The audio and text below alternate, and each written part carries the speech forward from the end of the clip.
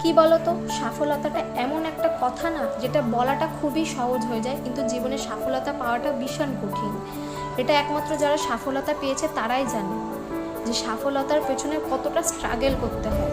তো সফলতার পেছনে 4টে কারণ থাকে। একটা কারণ হচ্ছে গিয়ে তোমার ধৈর্য, তোমার লক্ষ্য, তোমার বিশ্বাস, আর হচ্ছে গিয়ে তোমার কর্ম। তো তোমাদেরকে প্রথমে বলি, তোমাদের লক্ষ্য স্থির করো, ধৈর্য রাখো, নিজের কর্মে নিজে সৎ থাকো, একদিন তুমিও সফলতায় পৌঁছবে। আর নিজের ওপর বিশ্বাস রাখো।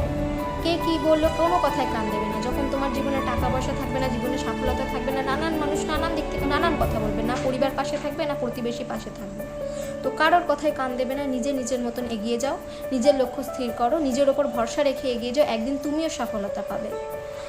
আর বাস্তবটা এটাই, মানুষ কি বলতো, কেউ কাউকে কোনোদিন এগিয়ে দিতে চায় না। তোমাকে নিজেকেই নিজের পথ বেছে নিয়ে তোমাকে এগিয়ে যেতে হবে। তো মানুষের কথায় কান দিও না, কে কি বললো সেটা ভেবো না, নিজের লক্ষ্য স্থির রেখে নিজের পথে নিজে এগিয়ে যাও।